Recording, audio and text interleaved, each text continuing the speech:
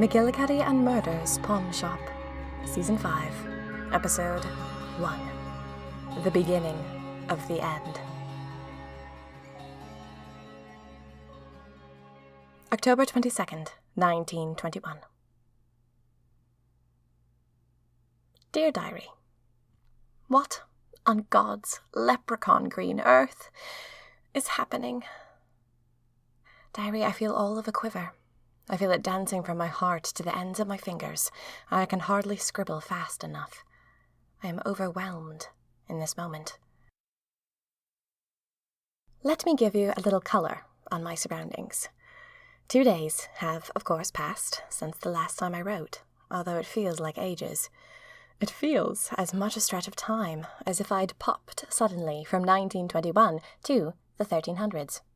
Oh yes, I did do that. But it feels like eons since last we spoke, like the passing of many ages, of many men. Have I started to talk like a knight of yore already? I've only been in the Middle Ages for 2 days. Zounds. Anyway, Diary, I was about to give you a picture of my surroundings before I so rudely interrupted myself.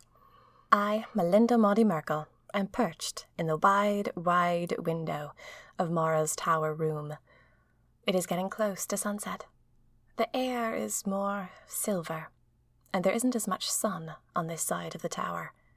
I can see it glowing on the trees on the horizon, but our garden below is already shrouded in shadow. The air is cool.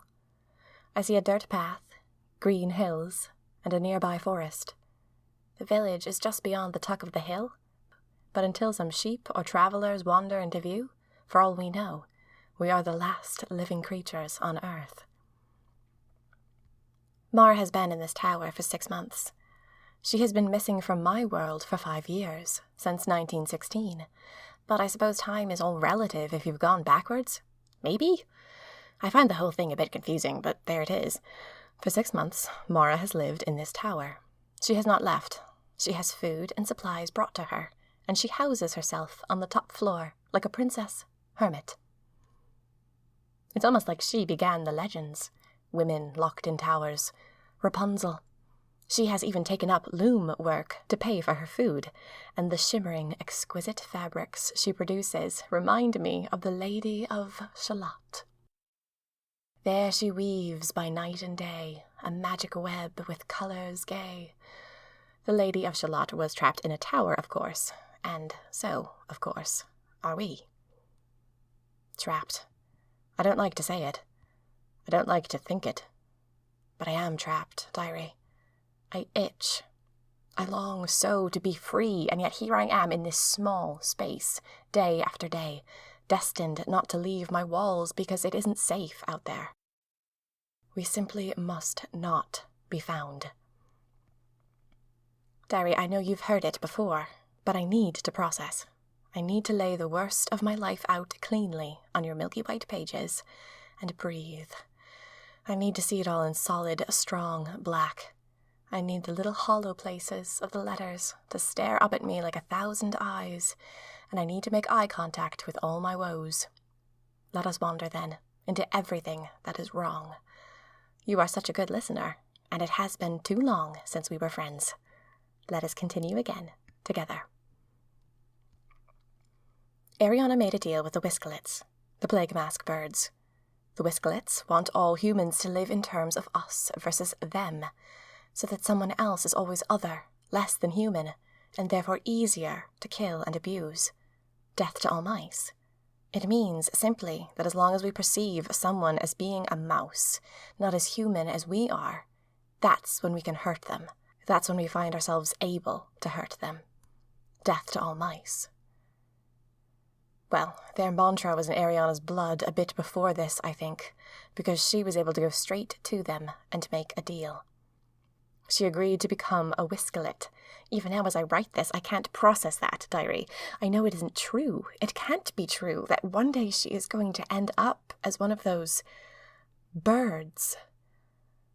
But she agreed to become one of them someday when she dies, in exchange for unparalleled power. She used that power to remove soul pieces from every member of the pawn shop. Everyone is a night enthusiast now, cold, missing part of their humanity. Think about that, diary. Everyone is a night enthusiast. Oh, think about that for a second with me and feel my pain. Octavia with her bright eyes and silly grin. Scotland, her power and precision and sharp wit, no longer being used to heal but to harm. Rupert, Matthew John, so sweet and caring, both of them. I can't imagine Matthew John being evil. I don't think he even could. I just picture him hollow, void of everything that used to bring him joy, defenseless and confused because the spark of himself has been torn out. They are empty. All of them empty. Empty like the night enthusiasts, and nothing will stop them now from joining the night enthusiasts and carrying out those missions. What missions? What do the night enthusiasts want, ultimately? What do they fight for? Perhaps they intend to rule the world, I don't know. When you are evil and have magic, what do you even strive for? What do you want? Wealth, pleasure, power? How quickly will it cease to mean anything? I have magic, and all I want to do is live in a quiet, gentle home and drink tea. And I know that when I am old, my quiet life will have made me happy, right from the day I began it. And it is not hard to begin a quiet life. Anyone can begin. Anyone can start a good, quiet life tomorrow. Whereas the night enthusiasts will try, and at the end, when it is too late to do better, they will look down at the blood on their hands and realize that they never won. They never fixed the hollow place inside. They never found what they spent their lives looking for. I pity them. The soul howl that would bring about. The aching, the screaming search for something to fix them. And finding out that they wasted every beautiful drop of their lives in search of a trick. They could have started young and been content for an entire life. They should have arranged a garden of beautiful stones instead of trying to conquer a mountain. But none of them will realize that until it is too late. It is horrible. Oh, diary, be gentle. Find small joys and start right now. Oh, all right, I realize you're only a leather-bound collection of creamy pages, but I want so badly for you to find joy. I don't want you to waste your time heading for mountains when a simple garden always has been, and always will be, the real answer. Well, let us continue on this wander. All my friends are lost. Noble is lost. Wrath is a night enthusiast, and he is already so far unhinged that I am afraid. I am in hiding, of course, because Raster, the man who can track magic unusuals across time and murder objects, has some of my blood. I am sure he is trying to track me through my blood right now. How did he get my blood? Well, he has Scotland now, and Scotland has plenty of bloody bandages from me. Oh, diary, I just put my pen to my lip and nibbled for a moment. Can Scotland really change so much that she is willing to hunt me down and kill me a few days after risking her life to help me? She is a doctor. How much of that identity can be snuffed out with a simple curse? Still, perhaps they have no intention of killing me. Perhaps Ariana, my Satan, who we must admit is a little bit in love with me. Perhaps she just wants me to become a night enthusiast to join her, so we can be together and live happily ever after while standing on our kingdom of disembodied heads. I think that's probably true, that they all think this is good for me. I remember when I lost a bit of my soul for 24 hours. I thought I had become enlightened. I thought it was the solution to human pain. Noble, when he was turned, urged me to join him. My friends probably think they are doing me a mercy. Scotland probably scrambled to hand my bloody bandages over to Raster, so I could be done with pain and join them in this new universe where nothing matters and therefore nothing hurts. Well, I will keep on feeling thank you very much, but I also feel sure, whether they want to kill me or bless me, whatever their motive, everyone is trying to track me down. And that is where Mara comes in. When Wrath was captured and put into his train car in 1916, they came after Mara next. She escaped, and she has been hiding since. While most murder objects can eventually be broken into, Mara has created a strange world by using her magic jelly. You remember Mara's unique magic unusual power, don't you? It's so silly, and I do always feel so silly for saying it. Magic jelly. But she can enchant liquids and glues and gelatinous substances to carry a strange kind of transportation power. When I draw eye symbols with her magic jelly, they take me to any place in time. But there's a second power. I have also found a way to block certain people from using them. Night enthusiasts, for example, can't use an eye symbol if I enchant it that way while drawing. The jelly can work like a door both ways, letting you through, but also keeping people from walking in. Well, Mara has found a way to use that same magic to protect herself here. She found this tower, teleported with several gallons of paint, and she enchanted all of it. Then she painted the inside of the tower from top to bottom with enchanted paint, so that only she could see the tower. It is unfindable, even with Raster's magic. It is a bubble of non-existence. And here's where it gets funny. Mara enchanted it only a few days after I met her. Remember, I appeared at her apartment, and there was a corpse, and I picked up my china eye, and Wrath was her fiancé, but he was normal, and he didn't look like a puppet. And she gave me magic jelly, and we agreed I'd come find her again if I needed help. Well, soon after, my china eye disappeared from my pocket, and no one had heard of Mara since. It turns out that within a few days of that night, she came to this tower, and I was fresh on her mind. I was from her future. I knew things. So, when she enchanted this tower, she made it unfindable for everyone in the world except for herself and me. Derry, I know you are dying to know more about the china eye. I don't know about that yet. And why Mara had to flee, and why people were trying to put her into a train car, and what happened to her and Wrath that horrible night. I will get to it. It is fascinating and moving. For now, let's stick with the most urgent of issues, the stories at hand. And the story at hand is that I don't know what to do. If I return to 1921, I will be found. Raster will see to it. The method they have to turn magic unusuals into night enthusiasts is swift and electric. No part of me will be able to dodge it. One wrong move, and I'll be lost. I came here to think, to gather my wits and to hide. But I am faced with the endless gulf of my life. Where is the meaning in hiding forever, in being safe, but without meaning? At the same time, isn't it foolish to march back into the regular world only to get squashed by the night enthusiasts? I've just checked the date, diary. We are only 9 days away from Halloween. Ooh, Halloween. Can you imagine if I finished you on Halloween? There's something foreboding about that. Surely nothing good will happen in this whole horrible mess on the night the monsters walk. You don't have a lot of pages left either. At least not at the proficient rate at which I scribble. Soon this story will end. And I wonder, will it be happy? Will it mean anything at all? Will my pages suddenly go blank, forever and ever, leaving you to wonder what really happened to me, if I died, or simply lost you in a stream?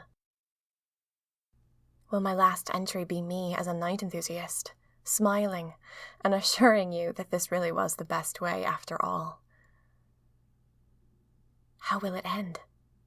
How could it possibly end well? I think it will have to end unresolved, with me waiting for a better outcome, but not knowing if it will arrive. I can hardly stand the thought. October 23rd, 1921. Diary.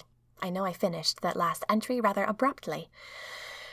The fact was, I depressed myself. Then I riled myself. I snapped your pages shut and stood up.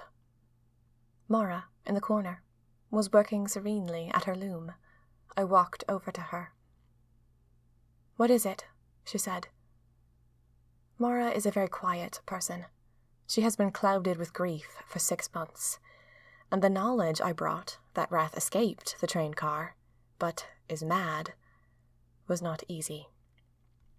She spends much of her time sitting and feeling and working, and when I talk to her, she seems to have to pull herself out of a deep mist. "I'm leaving," I said. She woke up a little bit at that. More of the Mara that I met that night, sharp and clever and quiet, met my eyes. "You're giving up," she said. "No," I said, "this feels like giving up. For me, not for you. I need to get back out there." I had not found a life that I got to participate in, only to leave it behind.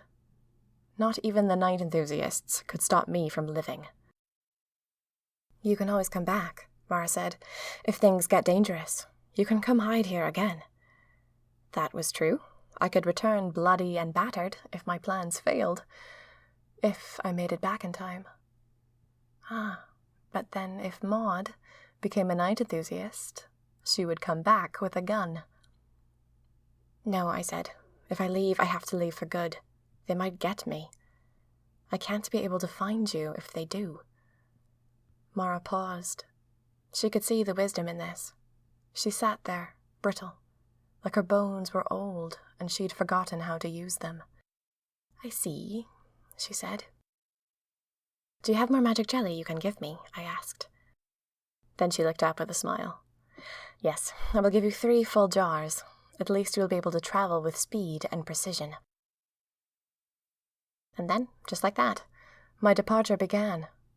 I'd arrived with nothing but the clothes on my back, but in a few minutes I was packed, leaving with more than I'd come with. I was dressed in a new dress that Mara had woven and stitched, still in the 1920s style. I wasn't about to go gallivanting about in a medieval gown, even though that would have been fun. She also gave me a satchel, some food, socks, things I didn't need, but I could tell she wanted to give me, to keep me safe. I packed the magic jelly in the satchel as well. Then I paused, near the door. It was awkward. I had decided to go so suddenly, and there was no reason to delay. "Will you come with me?" I said. Mara paused. "No," she said. "I think not. I think not yet. I think I need to stay in here a while longer." It was her decision entirely. I knew what was right for me, and while I felt a pang, wishing on some level that Mara would escape, find a new world, explore, be more, I had to respect that she knew more about her situation than I did. She would stay here, for now. Grief can need a cocoon. I just hoped she wouldn't mistake the cocoon for home. "Where are you going?" she said. "First. What will you do?"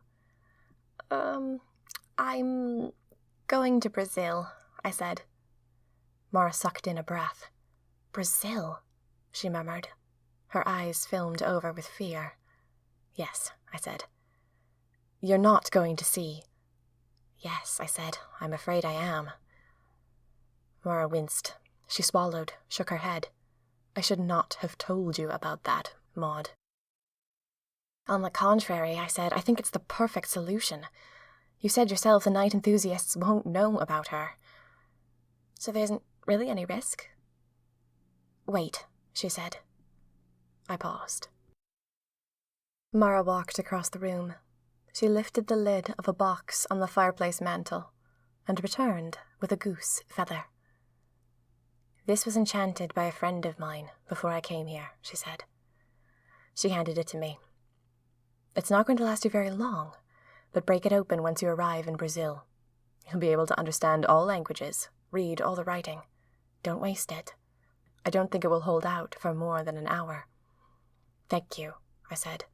I put the feather in the bag. So much. Be safe, Maud, she said. I nodded. I will.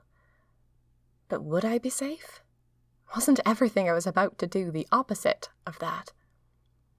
I drew an eye symbol that would take me straight to Brazil in 1921. On October 22nd, the exact timeline my body and brain were in, the place where my story picked back up. I hugged Mara goodbye twice, and right before I left, I said, "Please, come out someday.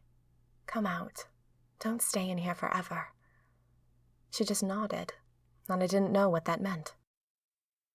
I touched the symbol, and with a whisking feeling in my stomach, I found myself in Brazil. It was a beautiful city, the one I'd landed in. It reminded me a great deal of Chicago, except that some of the trees were palm trees. The architecture was exquisite. Automobiles hurtled past. I took a deep breath, and then felt my stomach flip-flop. The magic jelly had taken me straight to the doorstep of where I wanted to go. It was a small shop, unassuming, cloudy windows. I snapped the goose feather open. The sign over the shop door said, "Corpses Reimagined."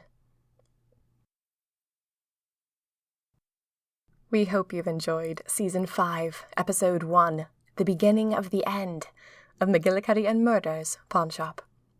McGillicuddy and Murder's Pawn Shop is written and performed by Minerva Sweeney Wren, all rights reserved. Thank you for continuing all this way with Maud's adventures. New audio dramas are coming, and there is news on those as well as fandom fun if you follow me on Instagram and Twitter at Meg Macaulay Inc. That's Inc, I-N-K. Please consider becoming a monthly supporter on Patreon, or if you can't commit right now, say thank you with a one-time donation. I now have Venmo, at Minerva Sweeney Wren. All links are in the description of this episode. McGillicuddy and Murder's Pawn Shop will continue with Season 5, Episode 2, Corpses Reimagined.